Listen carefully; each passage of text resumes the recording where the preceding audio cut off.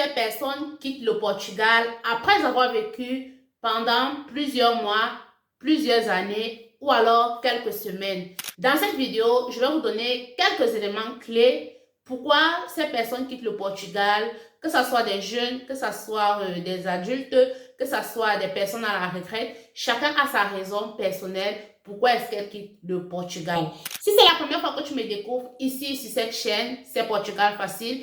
Ici, nous parlons du Portugal, nous parlons de l'entrepreneuriat au Portugal, nous parlons de la vie quotidienne au Portugal et nous parlons des opportunités d'affaires. Si c'est un sujet qui t'intéresse, n'oublie pas déjà de t'abonner à la chaîne pour ne pas manquer nos prochaines vidéos. Aujourd'hui, le Portugal accueille plusieurs immigrés, que ce soit les Asiatiques, que ce soit les Africains, les Européens, beaucoup plus les Français, parce que le Portugal, c'est un très beau pays. C'est un pays ensoleillé. Ici, le climat est vraiment tempéré. Il n'y a pas trop de froid ni trop de chaleur.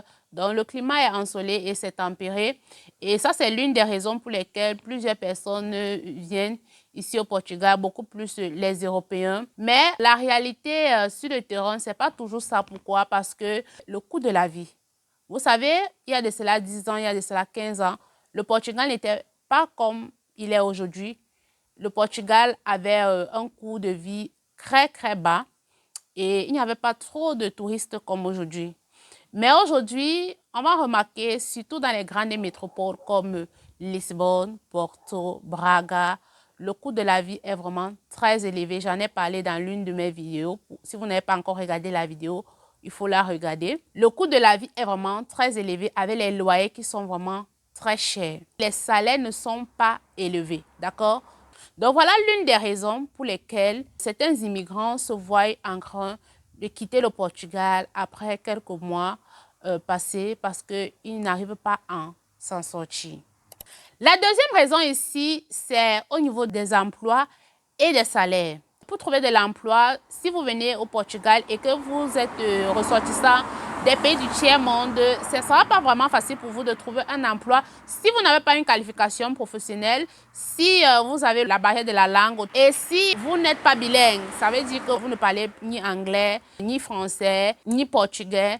Ça sera vraiment très difficile pour vous de trouver de l'emploi. Donc, c'est pour cette raison que certaines personnes viennent, ils se retrouvent qu'ils ne sont pas dans leur milieu et ça les frustre et c'est comme ça qu'ils se voient en train d'immigrer pour un autre pays ou alors de rentrer même dans leur pays d'origine. La quatrième raison ici, pourquoi les immigrants viennent au Portugal et se voient en train de repartir, beaucoup plus c'est la barrière de la langue. La barrière de la langue, pourquoi? Parce que plusieurs personnes viennent, ils ne parlent pas portugais et ils se voient en train de passer un an et demi, 2 ans à apprendre la langue afin de pouvoir s'intégrer. Mais ils trouvent cela difficile, d'accord? Et ils veulent la facilité, ils veulent faire tout là.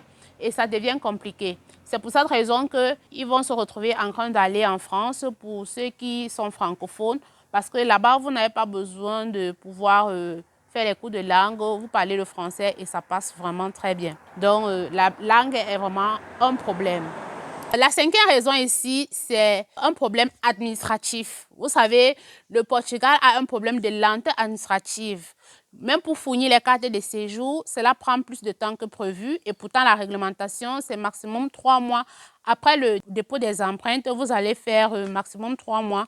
Mais les délais ne sont pas toujours respectés, ce qui fait en sorte que plusieurs immigrants se voient en train d'impatienter pour pouvoir obtenir les documents et se voient en train de quitter le Portugal. Donc, il y a plusieurs raisons, les amis. Alors, si vous venez au Portugal, il faut vous attendre à cela. Si vous venez au Portugal pour le touriste ou alors pour un long séjour, voilà les difficultés auxquelles vous pouvez vous confronter, que ce soit la lenteur administrative, que ce soit le coût de la vie, la difficulté de trouver l'emploi dans les grandes métropoles, surtout si vous n'avez pas de qualification professionnelle et bien d'autres choses encore. Les amis, dites-moi en commentaire, est-ce que vous avez déjà été confronté face à cette situation-là? Ou alors, si vous connaissez quelqu'un qui a été dans cette situation, qui a vécu cela au Portugal, ou alors si vous-même vous êtes au Portugal, faites-le moi savoir en commentaire. J'ai hâte vraiment de vous lire. Alors, les amis, nous sommes arrivés à la fin de notre vidéo. Je vous remercie pour votre attention. Si c'est la première fois que tu me découvres ici sur Portugal Facile, n'oublie pas déjà de t'abonner pour ne pas manquer nos prochaines vidéos parce qu'ici, nous parlons du Portugal sans tabou. Nous parlons de l'entrepreneuriat au Portugal, de l'immigration, des démarches administratives, du tourisme et tout ce qui va avec. Donc, si vous avez des suggestions, si vous avez des préoccupations et si vous voulez me contacter, vous pouvez me laisser un mail qui sera en description de la vidéo. Vous pouvez me contacter par là et nous pourrons en discuter. Donc, je vous remercie et on se voit à une autre vidéo. À très bientôt. Ciao, ciao.